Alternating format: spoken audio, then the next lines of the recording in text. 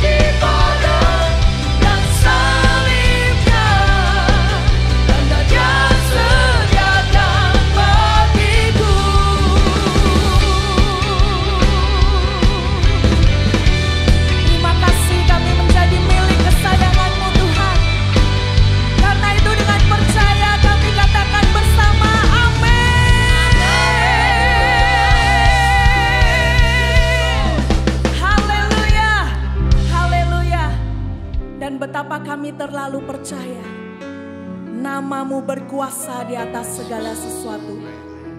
Sebab di dalam nama Yesus bertekuk lutut segala yang ada di langit, yang ada di atas bumi dan yang ada di bawah bumi. Dan segala lidah mengaku Yesus Kristus adalah Tuhan. Amen. Bagi kemuliaan Allah Bapa.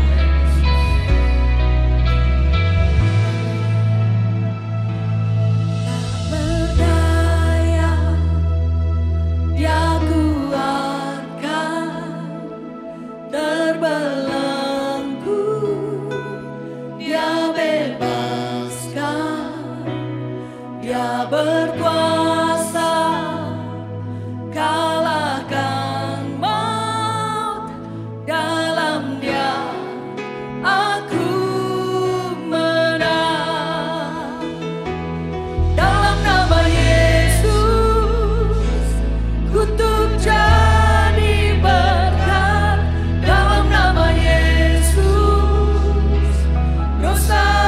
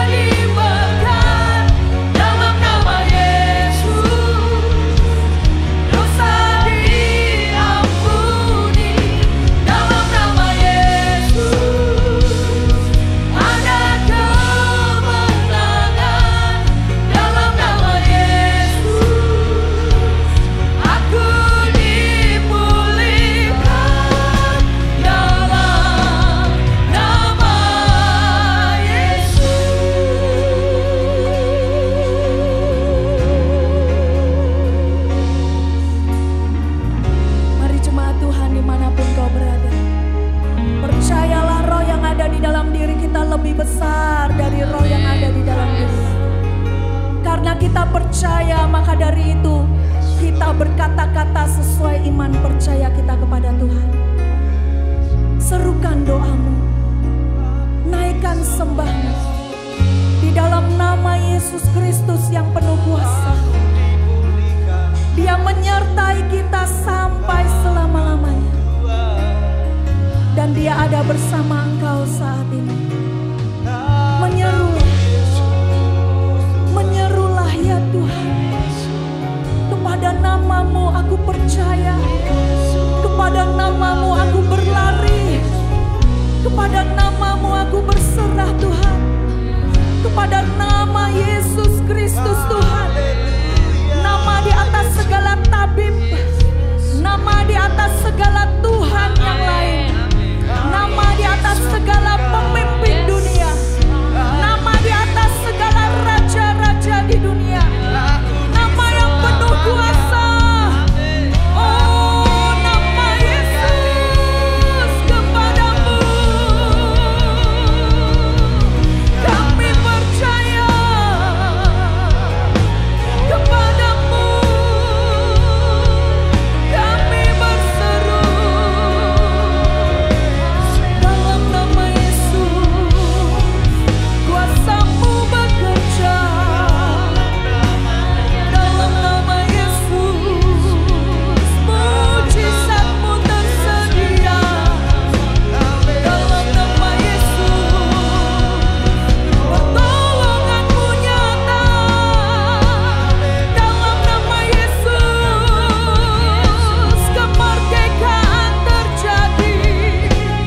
Dalam nama Yesus,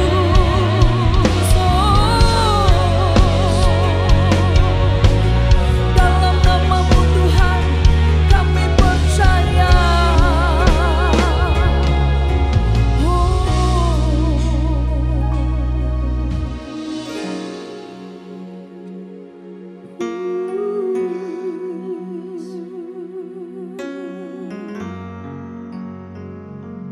Terima kasih Tuhan, terima kasih Tuhan. Kau hadir dimanapun anak-anak-Mu berada sore hari ini Tuhan. Dan dengan kuasa yang tidak terbatas, terobosilah, jamahlah Tuhan, bekerjalah Tuhan. Tidak terlihat oleh mata jasmani kami, tapi dengan mata iman kami melihat pintu surga-Mu terbuka. Dan dari tempat maha tinggi kuasa-Mu mengalir turun sore hari ini atas setiap kami. Sebab Engkau hadir bagi kami Tuhan. Tuhan hadir di tempat ini. Kau diami dengan hadirat-Mu, bertahtalah, berkatilah, berkaryalah, Roh-Mu di sini. Kau hadir Tuhan,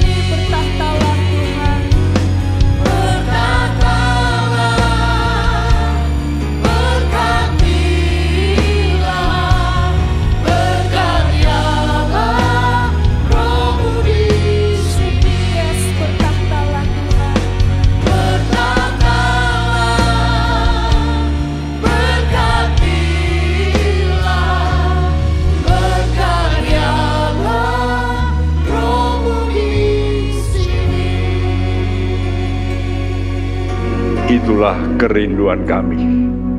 Roh-Mu yang harus mencengkeram kami, mendiami kami terus, sehingga kami boleh kuat menghadapi masa depan di mana arus dunia hendak menghanyutkan banyak orang percaya. Tuhan, tolonglah kami, lindungilah kami, biar kami seperti Tuhan, pribadi yang seperti biji mata-Mu, yang Kau jagai terus. Kami mohon perlindungan-Mu yang kokoh. Ya Roh Kudus, terima kasih. Terima kasih. Sebentar kami akan mendengarkan firman-Mu. Berkati hamba-Mu yang sudah menyampaikan pujian dan musik yang mengangkat hati kami memuliakan Engkau. Sekarang waktunya kami mau memberikan hati kami untuk kediaman firman-Mu. Dalam nama Tuhan Yesus. Kita semua yang percaya berkata bersama, amin. Selamat berjumpa di dalam kasih daripada Yesus Kristus. Saudaraku, sebagai pengajar, apa yang paling dikhawatirkan? Yang paling dikhawatirkan oleh pendidik pengajar, khususnya untuk rohani, yaitu orang-orang yang dengar firman Tuhan, yang sudah percaya, itu hanyut. Itu bisa menyimpang.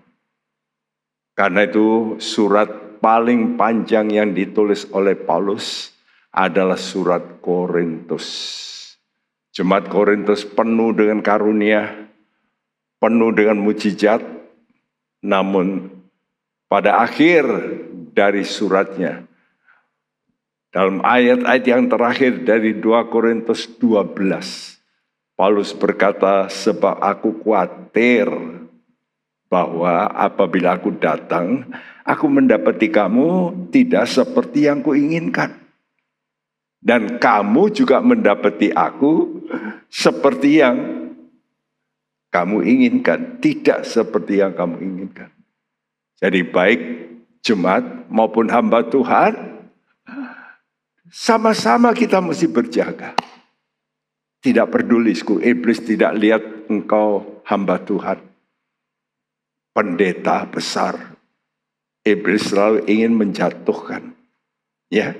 Dan diulangi lagi 2 Korintus 12 ayat 21. Aku khawatir bahwa apabila aku datang lagi, Allahku akan merendahkan aku di hadapan kamu. Waduh, ini yang paling dikhawatirkan oleh pendeta-pendeta yang benar. Jangan sampai salah ngajar, nanti direndahkan. Ya. Kenapa? Karena banyak yang diajarkan tidak bertobat. Jadi tentu salah. Karena itu saya juga berdoa supaya saudara juga berhati-hati. Sama-sama saling mendoakan. Hamba Tuhan juga manusia bisa jatuh. Ya, jemaat juga bisa jatuh. Mari kita mohon kekuatan dari Tuhan. Kenapa? Karena hari di depan kita itu sangat berbahaya. 2 minggu lalu untuk seri khotbah ini setelah rapture, ya. Jadi judulnya itu bukan rapture tapi setelah rapture. Kenapa? Karena kita diberi warning supaya kita itu kalau bisa masuklah untuk menjadi buah sulung yang diangkat lebih dulu supaya bisa luput dari masa aniaya. Kalau bisa. Karena itu saudara mesti mengusahakan diri. Ya, supaya semua kita diharapkan bisa. Nah, kenapa? 2 minggu lalu saya terangkan setelah rapture apa yang terjadi. Pertama itu kepanikan global. Di dunia ini akan panik. Kenapa panik? Karena ekonomi khususnya. Dan ekonomi itu karena ada yang mengganggu transportasi. Ya, di mana mobil-mobil nanti kalau pengendaranya itu orang Kristen yang baik, dicabut, tabrakan, pesawat-pesawat jatuh, tabrakan, dan sebagainya. Kalau transportasi kacau, ekonomi kacau. Seperti belakangan ini, ya, di jalur untuk selat, untuk masuk ke Timur Tengah itu, karena banyak peperangan di situ, banyak pembajakan, harga-harga naik bukan main. Ya, kontainer-kontainer lebih mahal sekali. Nah, selain kepanikan global, hari ini kita bicara tentang pelacur besar muncul. Kenapa Tuhan pakai istilah pelacur? Karena pelacur itu berarti suatu penyimpangan yang dari kebenaran, ya. Dan dalam surat Yakobus diterangkan, kamu berdoa tapi kamu tidak mendapat. Kenapa? Ya karena kamu dengan keinginanmu, keinginan nafsu. Nah, kata Tuhan, nafsu-nafsu kita itu membuat kita seperti pelacur. Nah, zaman ini di mana pengaruh media sosial dahsyat sekali. Ini sangat menyedihkan, ya. Nah, selama gereja yang sudah dewasa ini belum diangkat, jadi belum rapture, maka ada yang menahan. Menahan apa, Sku? Menahan gerakan zaman baru yang dikenal dengan New Age Movement, ya. Dan saya kenakan itu dengan kata Babylon agama akan muncul. Dan bahayanya Babylon agama ini akan bersatu, bersinergi dengan antikris mula-mula. Ya. Jadi kita tahu sekarang dunia moral kita sudah sangat berbeda. Inilah yang disebut gerakan zaman baru. Orang berkata, itu aturan-aturan Kristen itu dilarang, ini dilarang. Itu kuno. Kita ini kan evolusi. Jadi mesti ada kemajuan zaman. Ya. Dan Tuhan memberitahu dalam 2 Tesalonika 2 ayat 1-8 berbunyi seperti ini.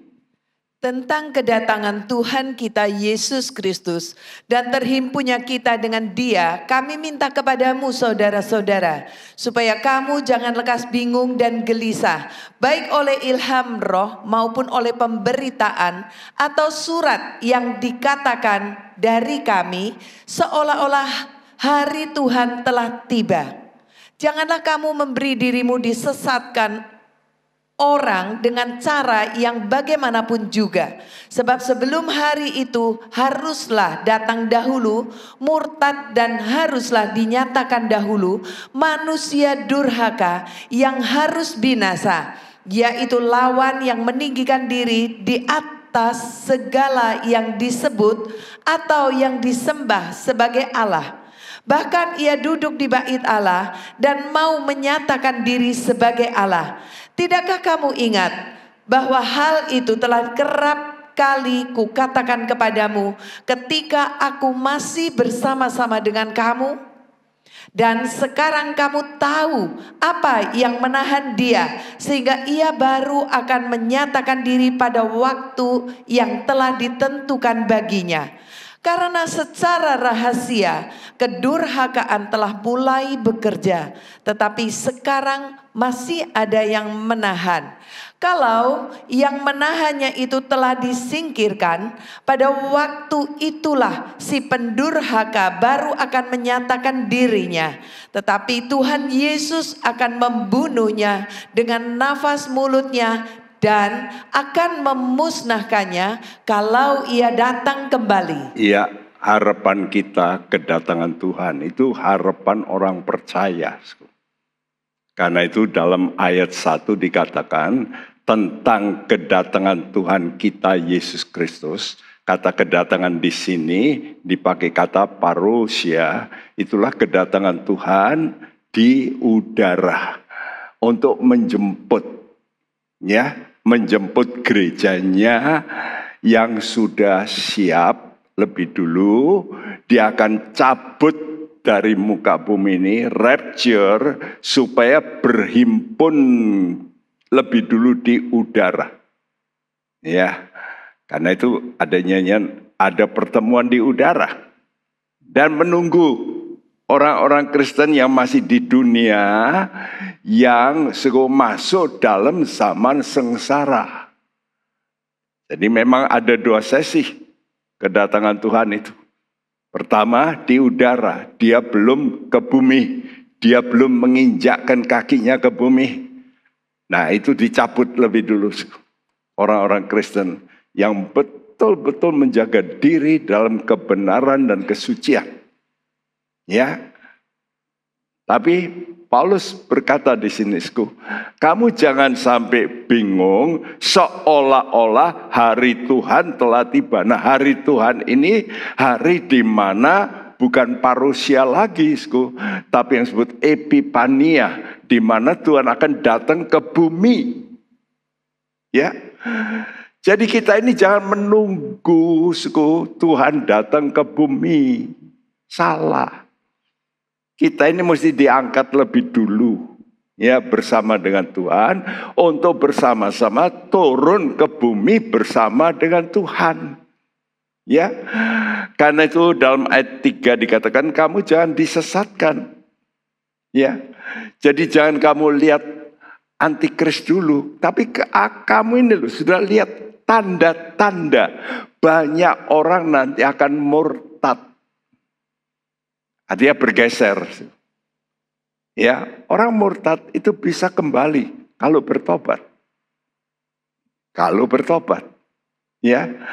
Tapi lebih dulu banyak orang akan murtad, bergeser. Tadinya Kristen ke gereja, tapi terus takut, macam-macam hal. Mereka menjadi orang yang tidak mau menyembah Tuhan. Karena takut ancaman. Nah, ini datang kemurtadan sebelum manusia durhaka, yaitu antikris ini nanti akan nyata. Dan antikris ini nanti akan mengadakan perjanjian dengan orang Israel. Ini sudah mendekati, karena perang-perang ini menunjukkan arah ke situ sekarang. Nanti pasti terjadi perdamaian lebih dulu. Nanti antikris justru duduk di bait Allah, lalu mau menyatakan dirinya sebagai Allah. Nah, waktu itulah orang Israel baru ngeh, aduh, kami tertipu. Ya, tapi lalu terjadi yang disebut sengsara besar. Nah, dan Paulus mengingatkan, sekarang kamu tahu apa yang masih menahan dia, yang menahan antikris, tidak bisa muncul, tidak bisa bergerak dengan nyata. Kenapa? Karena gelap itu nggak bisa menguasai sebelum terang dicabut. Betul nggak? Kalau bikin gelap, nggak usah pakai energi. Tapi kalau bikin terang, perlu energi. Ya, jadi orang diam-diam, nggak ibadah, pasti dia gelap. Karena kalau kita mau terang, ini butuh pengorbanan. Nah, lalu di sini katakan, kalau yang menahan itu telah disingkirkan, barulah antikris itu akan nongol. Tapi waktu antikris nongol, nanti Tuhan akan memusnahkan. Ya, jadi ada beberapa penafsiran tentang siapa toh manusia durhaka ini. Siapa ini? Antikris itu siapa? Yang pertama, yaitu karena antikris ini pasti orang politik. Itu pasti. Karena dia menguasai perpolitikan, bisa membuat dunia ini bisa bersatu, itu pasti orang politik. Karena itu, asumsi pertama yang bisa menahan tentu pemerintahan yang lebih kuat dari antikris. Betul nggak? Tapi tidak mungkin. Kenapa tidak mungkin? Karena Alkitab mengatakan semua raja-raja itu akan ikut antikris. Ini Alkitab nulis. Jadi roh setan ini akan mengajak pemimpin-pemimpin dunia untuk menyetujui cara-cara dari antikris. Wow, ini kita mesti sadar. Tidak mungkin ada pemerintahan yang bisa tahan. Ya, yang kedua, ada pendapat dan ini banyak juga dipercaya, bahwa yang menahan itu Roh Kudus. Kedengarannya memang betul, yang bisa menahan itu Allah. Ya, tapi ini tidak akan terjadi. Kenapa, Karena waktu zaman sengsara itu justru banyak orang akan bertobat. Bagaimana bisa bertobat kalau Tuhan tidak bekerja dengan rohnya? Mana mungkin? Karena yang bisa menyatakan dosa itu Roh Kudus. Yang bisa menyatakan kebenaran itu Roh Kudus. Yang bisa menyatakan penghakiman itu Roh Kudus. Jadi kalau Roh Kudus diangkat, bagaimana orang-orang bisa bertobat? Bagaimana bisa benar? Karena Roh Kudus itu roh kebenaran. Tidak mungkin. Kalau gitu yang ketiga ini jawabannya. Ya, siapa yang akan disingkirkan sebelum antikris muncul? Gereja. Tapi gereja mempelai. Gereja yang sudah masuk dalam tahap, oke, kata Tuhan, kamu layak. Kamu layak menjadi warga kerajaan.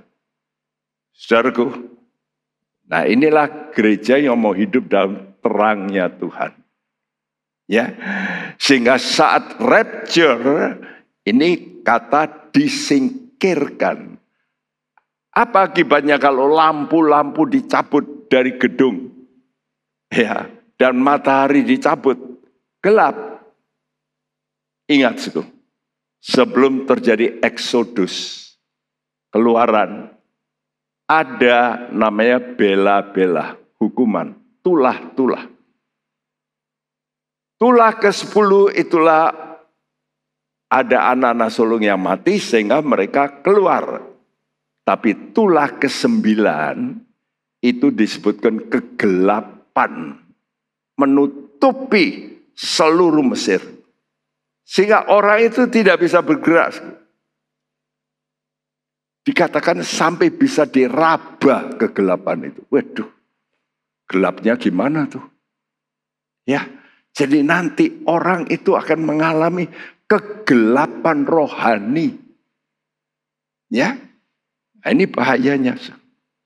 Oleh karena itu marilah kita sebagai anak-anak Tuhan, kalau bisa kita itu masuk lebih dulu dalam, setiap kali saya beri gambar ini, kita ini bisa masuk kelompok BSG. Ada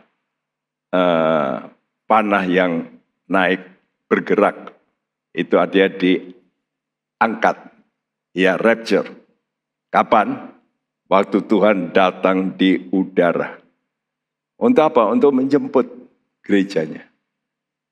Nah, karena itu setelah itu saya tuliskan panah merah sebelah kiri, setelah yang hijau diangkat, maka muncullah yang disebut Babylon agama menjadi jaya.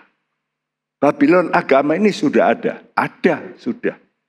Banyak pengikutnya, tapi belum jaya. Ya, masih ditahan. Karena itu negara-negara masih menahan gerakan yang kadang-kadang diterima oleh negara lain. Indonesia masih menahan.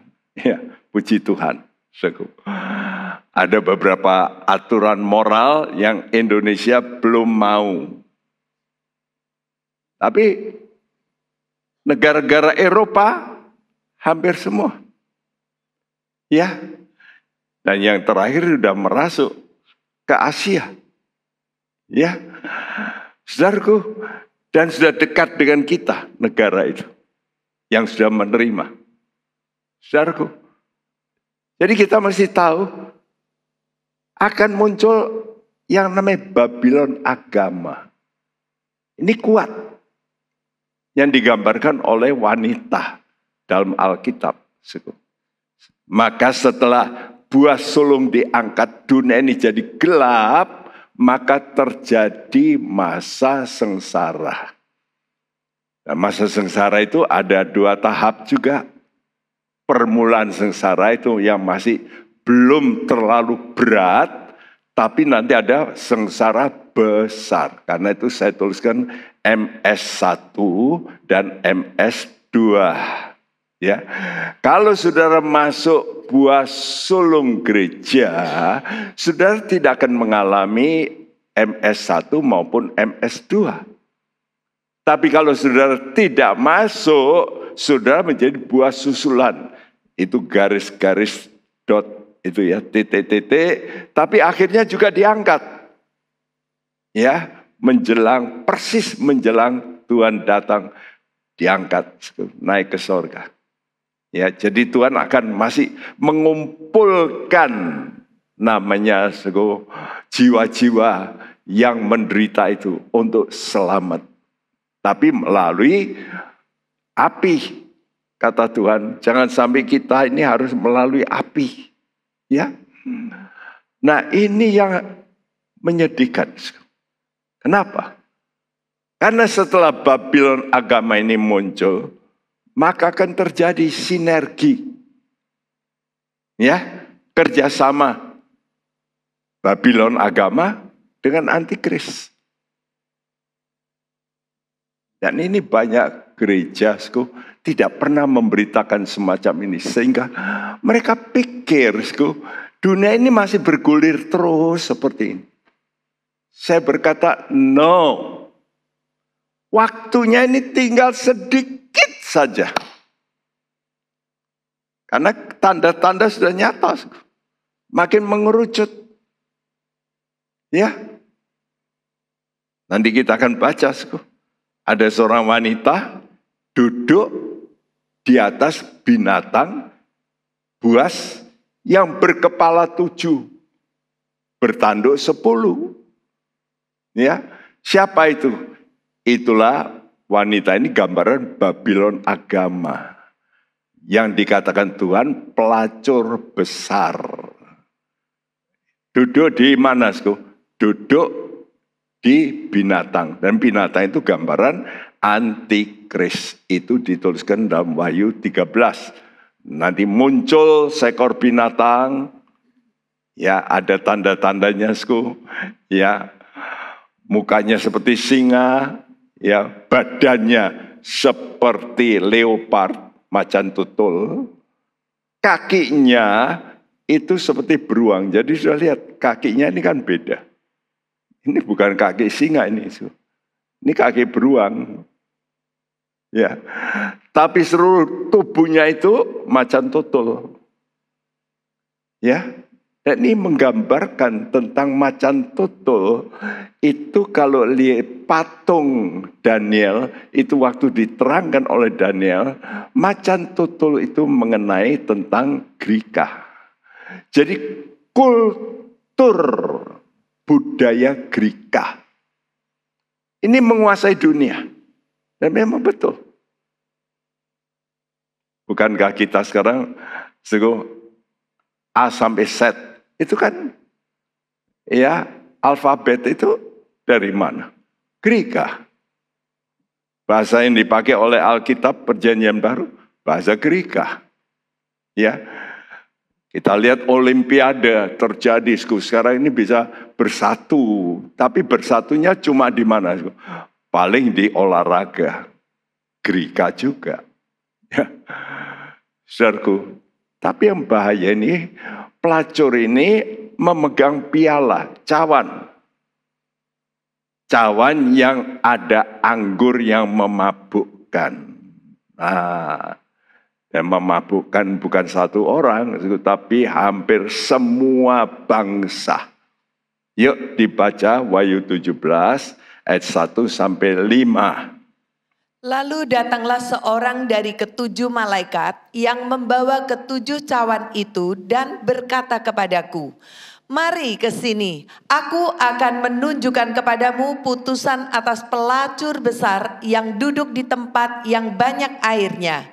Dengan dia raja-raja di bumi telah berbuat cabul, dan penghuni-penghuni bumi telah mabuk oleh anggur percabulannya.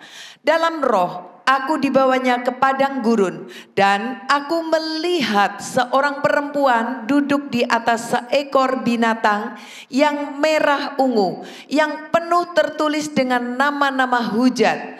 Binatang itu mempunyai 7 kepala dan 10 tanduk." Iya, ini saya terangkan lebih dulu. Ya, ada malaikat ya yang berkata, "Mari, aku akan tunjuk kepadamu putusan atas pelacur besar." Karena itu saya tadi memberikan judul pelacur besar muncul. Ya, yang duduk di tempat yang banyak airnya. Nanti saudara baca dalam Wahyu 17 ayat 15, air yang banyak itu diterangkan oleh Alkitab, itulah bangsa-bangsa. Jadi jelas ya, pelacur besar ini, kalau wanita itu selalu bicara tentang satu kelompok. Jadi bukan satu pribadi, tapi satu kelompok. Ya, misalnya gereja, itu digambarkan juga sebagai mempelai Kristus. Tapi ada yang namanya kumpulan yang bukan mempelai Kristus.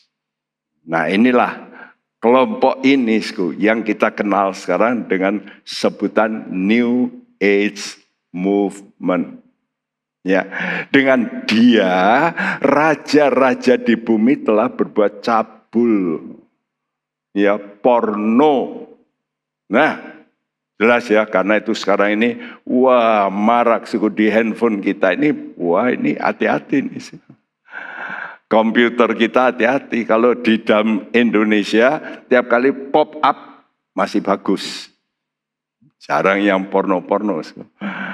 Ya, kalau yang di Indonesia. Tapi setelah itu kalau saudara download yang lain muncul, wah sudah pop up. Tapi kalau di Australia sudah yang porno itu langsung muncul.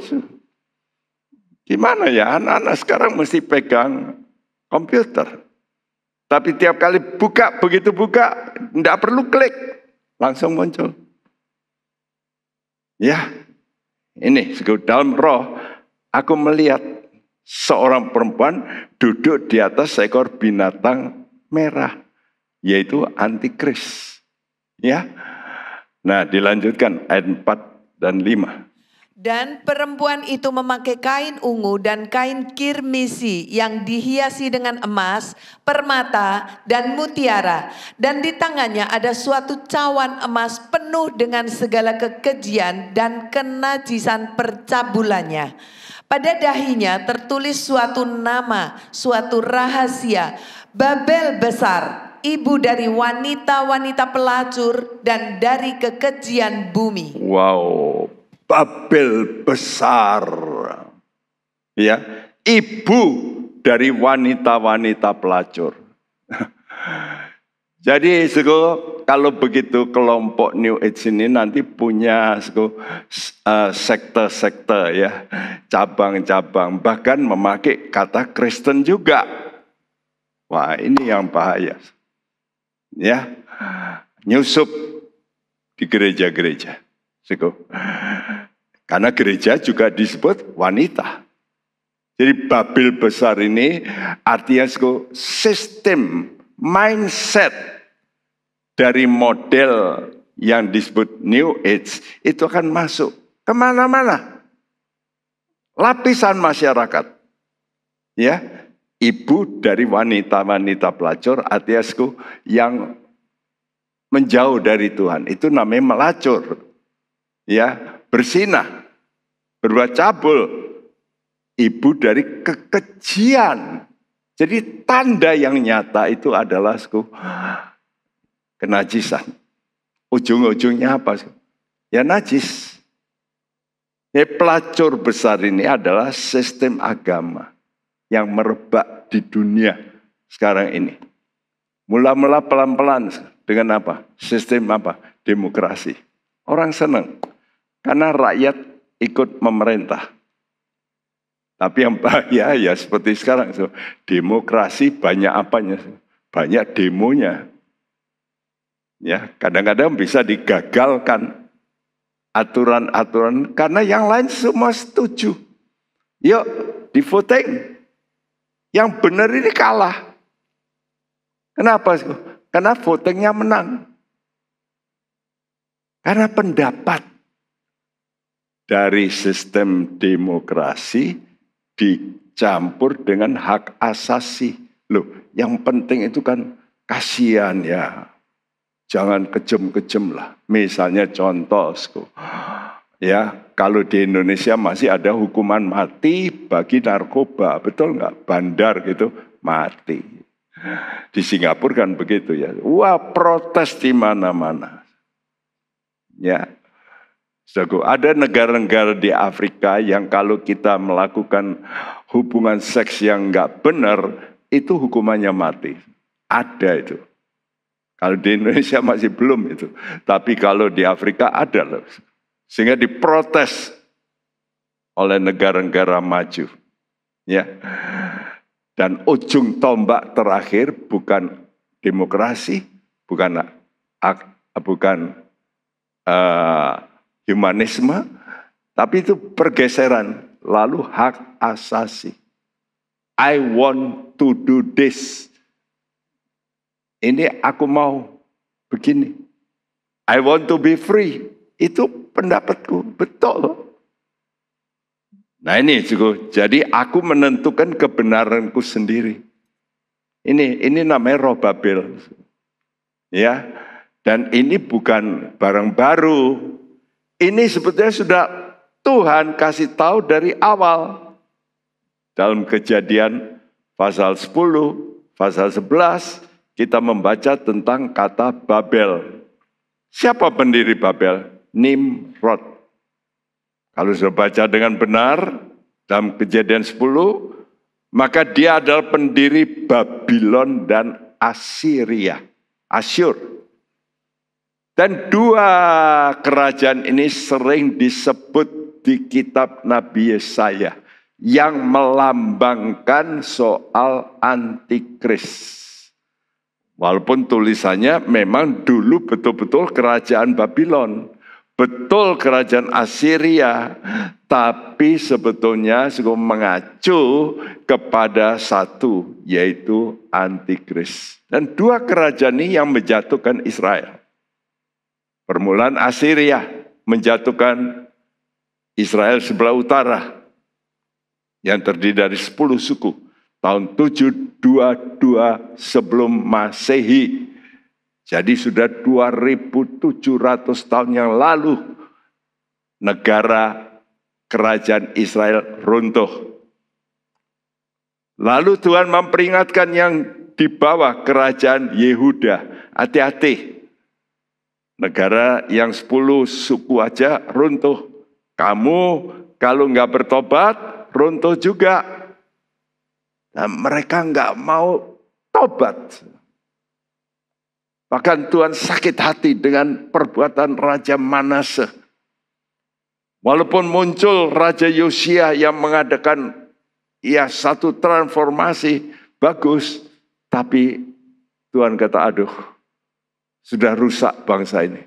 Maka Tuhan izinkan Babel menghabisi kerajaan Yehuda tahun 606 sebelum Masehi. Saudaraku, dan nanti Tuhan kasih tahu, roh Babel, roh Asyur ini akan muncul. Yang disebut kerajaan antikris. Itulah kerajaan dunia ke-8. Dalam Wahyu 17 ayat 11. Ya, dan kata Nimrod, Banyak penafsir Alkitab mengatakan kata Nimrod itu diambil dari kata marat. Marat artinya memberontak. Jadi artinya tidak mau mengikuti aturan Tuhan. Menurut tulisan sejarawan Yosefus, Nimrod inilah yang pendiri Candi Babel. Ya, dan dia waktu mendirikan lalu dibuat kuil paling puncak dari Menara Babel. Dan dia menantang Tuhan, yuk turunkan banjir. Coba, bisa enggak? Kami sudah membuat Candi Babel. Ini orang kalau melihat sejarah, waktu Nuh disuruh Tuhan membuat bahtera, seluruh gunung tertinggi tertutup. Nggak ada lagi tersisa. Mau bikin Candi Babel berapa tau tingginya? Nah itulah kesombongan manusia.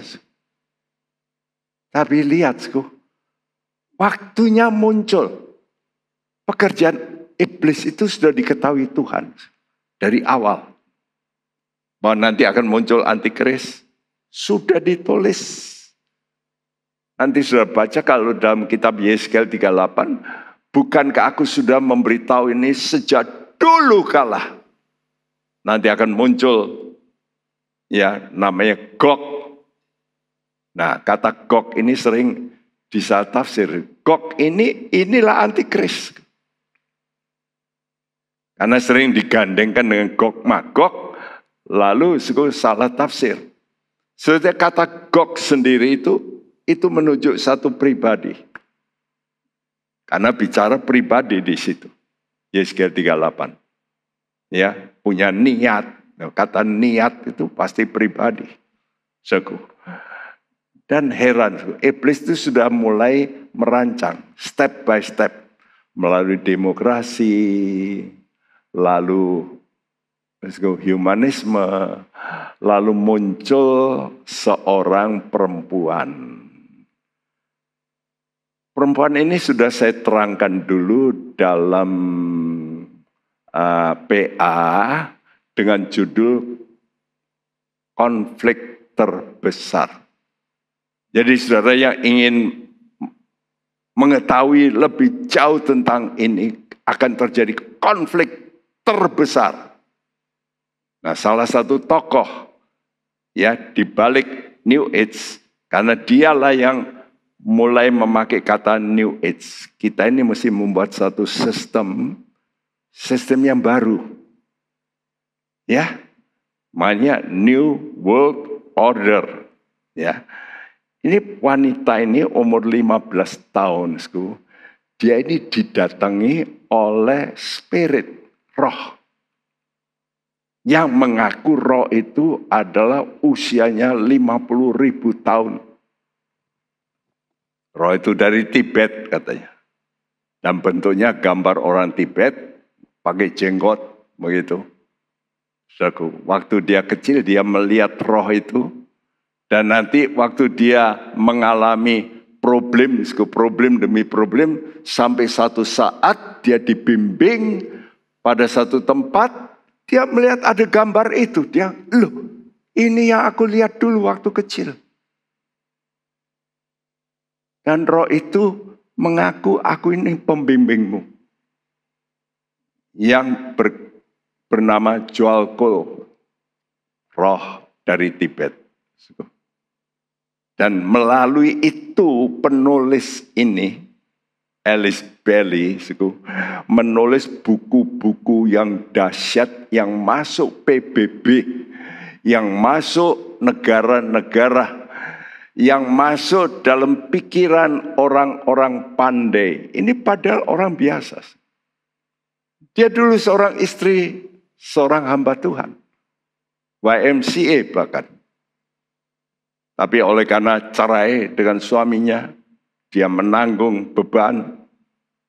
Mulai dia cari apa yang bisa menenangkan hati saya. Ketemulah dengan guru teosofi. Karena itu dia penulis buku-buku teosofi. Ya.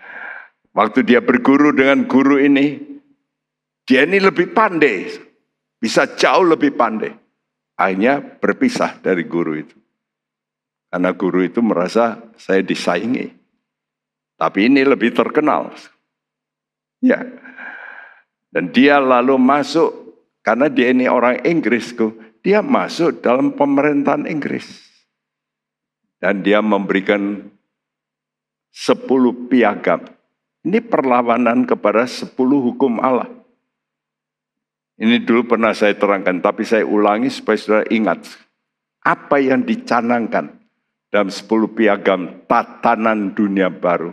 New World Order.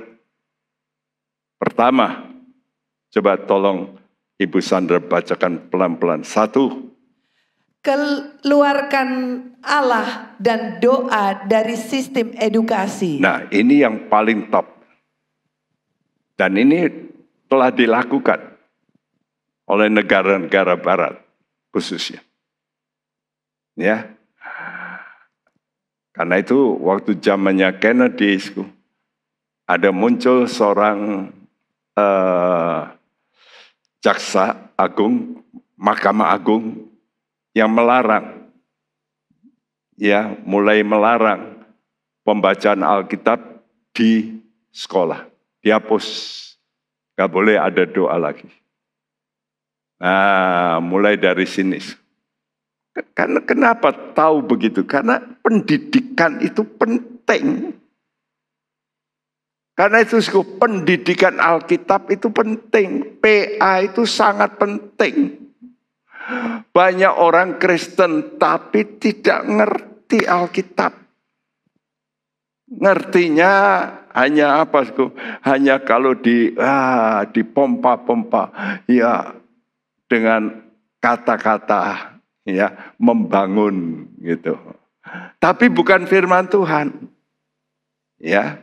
Karena itu sekarang pemberitaan banyak di gereja dicampur dengan yang namanya motivasi. Bukan firman Tuhan. Justru yang penting ini firman Tuhan, karena firman inilah terang. Motivasi itu kata-kata mutiara. Ya. Tapi bukan yang punya kuasa. Yang punya kuasa itu firman Tuhan. Yang kedua apa? Kurangi otoritas orang tua atas anak-anaknya. Ya, ini terjadi. Ya, nggak boleh orang tua itu memaksa anaknya, apalagi memukul. Sekarang kalau di Amerika anak dipukul, dia bisa lapor pada polisi. Ya. Dan itu diajarkan oleh seorang tokoh pengajar dulu psikologi, Benjamin Spock. Wah, laris bukunya tahun-tahun itu. Tahun 60-an, 70-an, top.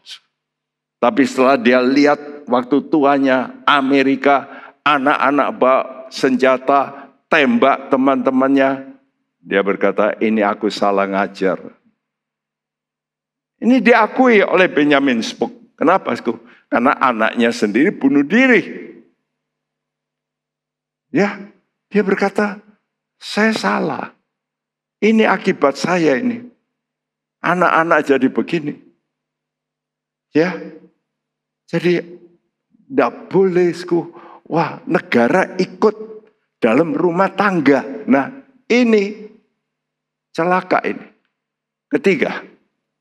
Hancurkan susunan keluarga Yahudi Kristen atau Kristen tradisi. Ya, hancurkan susunan keluarga. Suami, istri, anak. Itu diubah. Itu kuno. Itu kan zaman dulu. Keempat. Bila seks itu bebas, maka buatlah aborsi legal dan menjadi mudah. Dulu kita belum pernah dengar namanya kumpul kebo, betul? Jadi sudah lihat itu beranjak gitu ya. Lalu seks itu bebas. Mahasiswi yang tidak punya duit itu saya dengar sendiri, waktu ya tahun-tahun 20-an tahun lalu, banyak mahasiswa itu melacurkan diri karena untuk kuliah, biaya kuliah. Ya, nah kenalah makan dengan para playboy. Jadi seks bebas. Kalau seks bebas ya aborsinya mesti ya dilakukan. Sudah tahu berapa banyak orang diaborsi? Indonesia termasuk banyak sekali dukun-dukun, ya, dukun anak ya. Dulu kita pernah panggil dokter untuk menceritakan, pakai jeruji dari sepeda itu, ditusukkan melalui alat kelaminnya, supaya bayi itu mati. Kita putarkan film tentang bayi yang mau disedot supaya mati. Dia putar-putar, lari. Dia punya insting, lari. Tapi akhirnya disedot. Buk! Lalu apa? Mereteli semua. Kepala, tangan, rontok. Lalu keluar. Kita lihat film seperti itu. Ngeri, ngeri. Kelima. Buat perceraian menjadi mudah dan legal. Bebaskan orang dari konsep pernikahan seumur hidup. Kalau dulu ada orang cerai itu, wah, jadi buah bibir di mana-mana. Betul? Sekarang gimana? Biasa. Ya, lihat aja. Ya, bintang film yang sangat cantik di Amerika. Cerai 7 kali, nikah 8 kali. Nggak masalah.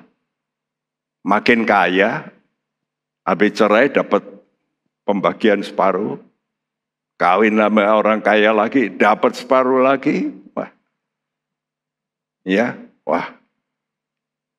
6. Buat homoseksual sebagai alternatif gaya hidup.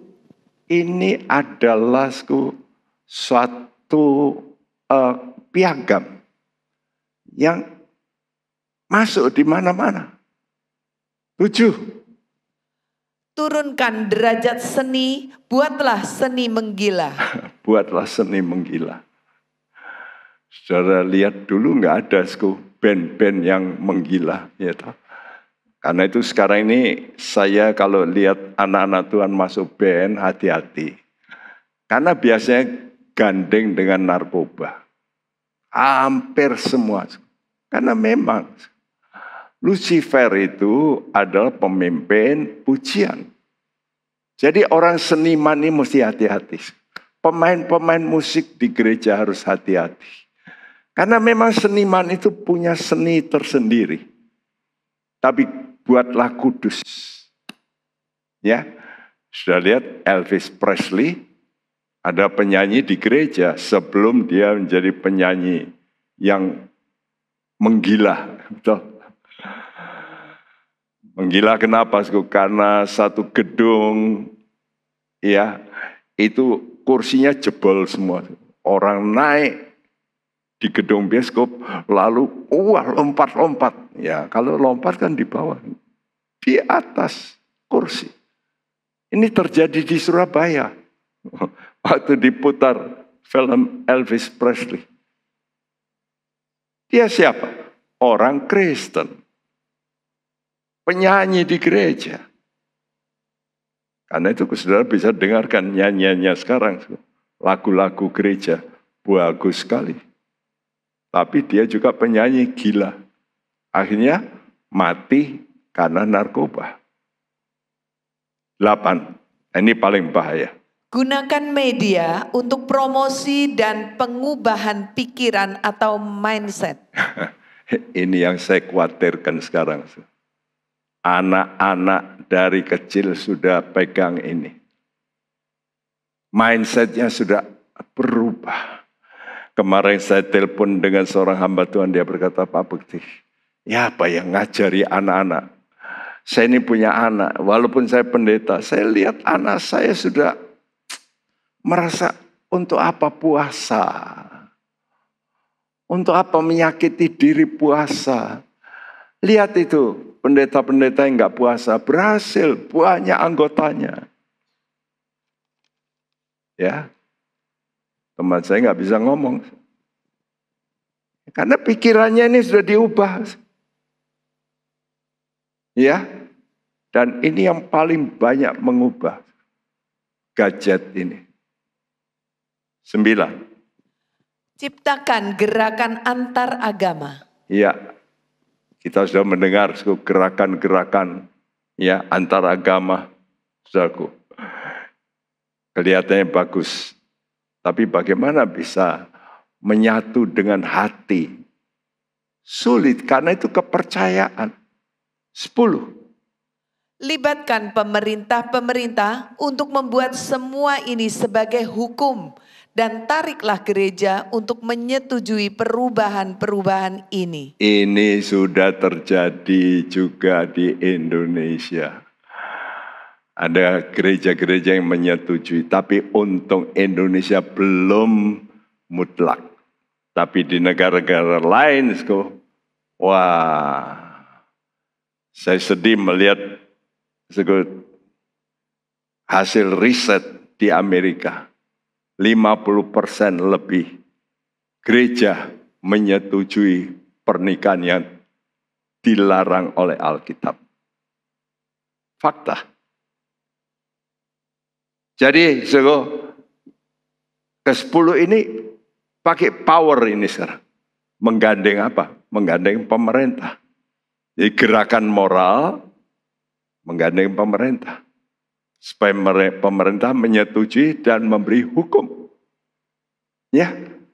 Nah, fakta bicara, ke-10 strategi ini sudah dipraktekkan oleh pemerintahan di dunia.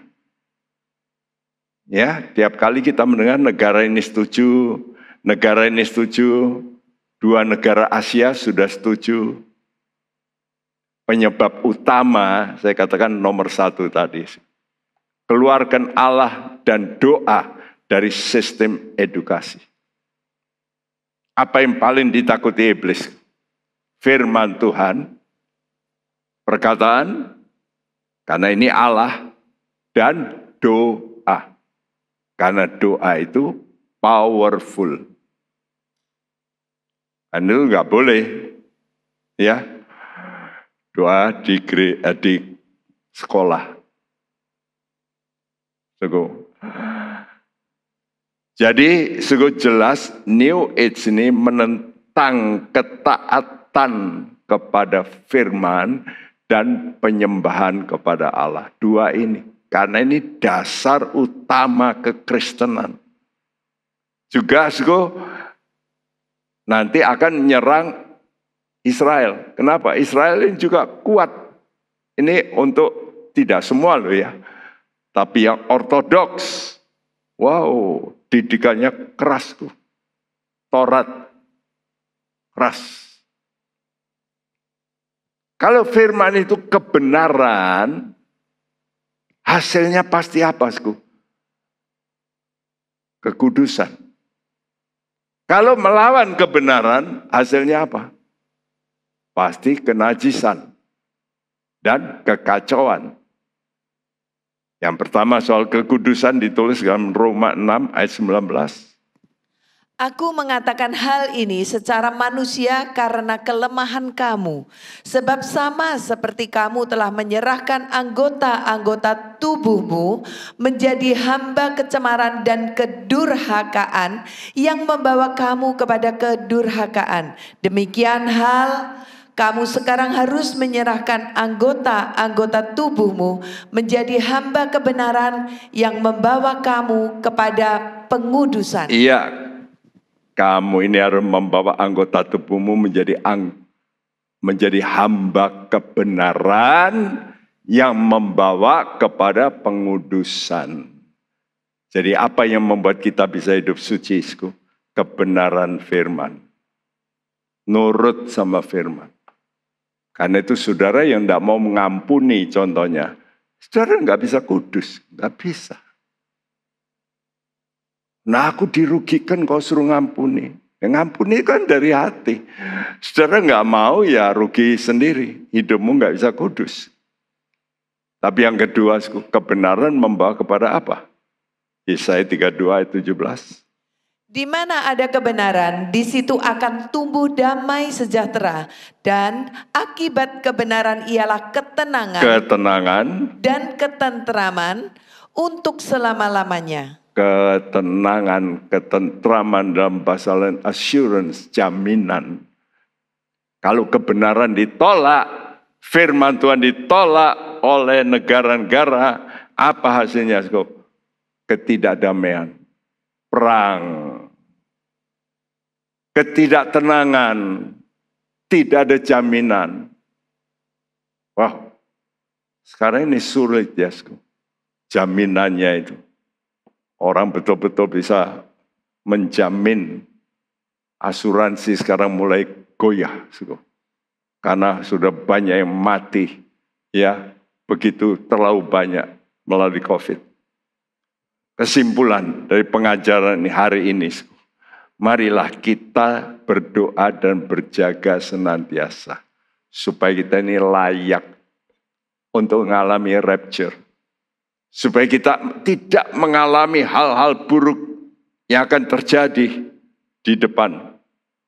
Yang kedua, marilah kita siap senantiasa. Kalau salah, cepat balik. Cepat bertobat.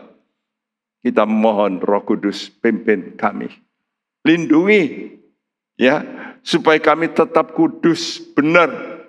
Walaupun dunia ini banyak yang ikut salah. Bahkan orang-orang Kristen nanti sebagian besar juga ikut salah. Yuk, yang ingin masuk lebih dulu dalam jemaat anak sulung, buah sulung gereja, mari kita bertahan. Kita mau berkata, Tuhan, kami mau tetap setia. Kami mau pegang janji-Mu. Dunia sedang kacau. Kami mau berjaga dan penuh Roh Kudus supaya kami tahan menghadapi masa penyesatan yang sangat masif, solid, menghanyutkan gereja. Hanya orang yang berdiri di atas batu karang yang teguh. Yesus, batu karang kita, kekuatan kita untuk berkata kami mau tetap setia. Haleluya.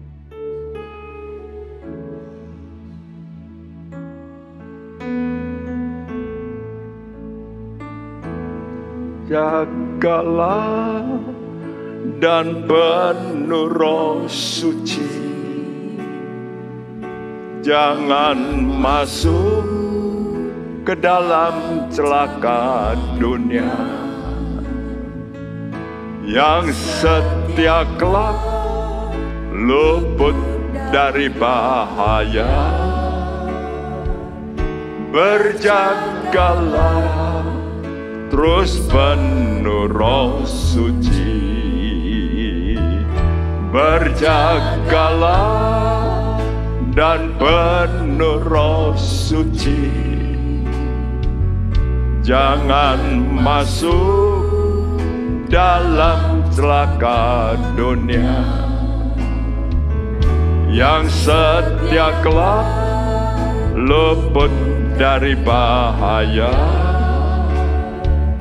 Berjagalah terus penuh Roh Suci. Saudaraku, hidup kita gak bisa standby berjaga kalau tidak berdoa. Karena itu di tempat ini tiap Sabtu ada doa malam. Saudara bisa ikuti doa malam jam 6 melalui YouTube di rumah masing-masing. Atau saudara yang di Semarang bisa hadir berdoa. Sungguh-sungguh ini saya pesan. Saya khawatir kalau saudara ini bisa hanyut. Oleh karena hanyutnya ini masa banyak orang Kristen yang melalaikan. Jadi lihat itu pendeta enggak apa-apa gitu. Ya, cerai kawin lagi tetap berkhotbah dan banyak pengikutnya. Mari kita berseru pada Tuhan. Tuhan Roh Kudus, tolong kami. Beri kami kekuatan. Beri kami ketegaran iman kami. Supaya kami tetap setia sampai akhir. Hari Sabtu doa, hari Minggu kita dengar firman, hari Jumat kita dengar firman. Berjagalah dan penuh Roh Suci. Jangan masuk ke dalam celaka dunia. Yang setia kelak luput dari bahaya. Berjagalah terus penuh Roh Suci. Nyanyikan dengan sungguh-sungguh. Berjagalah ya Tuhan. Kami mohon curahan Roh-Mu.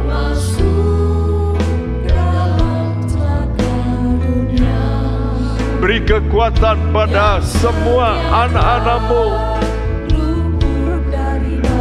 supaya mereka tahu Engkau mendampingi senantiasa.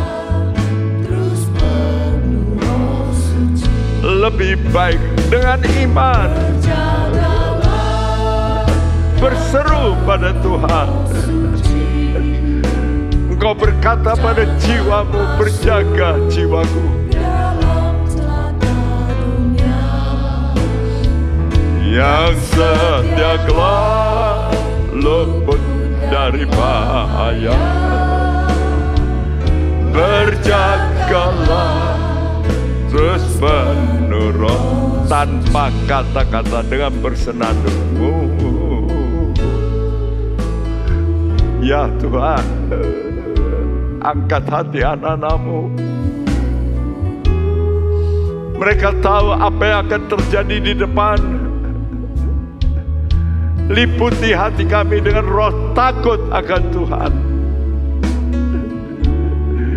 supaya kami gentar Tuhan, karena firman-Mu ya dan amin pasti akan terjadi. Lindungilah kami Tuhan. Mari saudara berseru-seru. Tuhan, tolong Tuhan, tolong Tuhan. Kami berseru padamu. Mari semua kita berdoa, bersuara. Masing-masing kita bersuara, berseru. Ya Tuhan, kami berseru masing-masing. Kami butuh Engkau. Kami butuh perlindungan-Mu, Roh Kudus. Hadirat-Mu biar juga di rumah-rumah, sementara anak-anak-Mu mendengar firman-Mu. Bangkitkan roh kami semua. Hidupkan roh kami, supaya kami tidak lalai,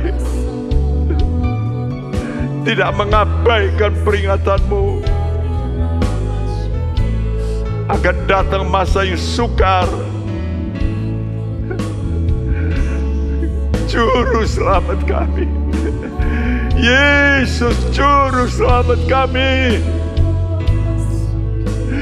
Selamatkan umat-Mu, lindungi umat-Mu. Korea sandaku, hinako yase.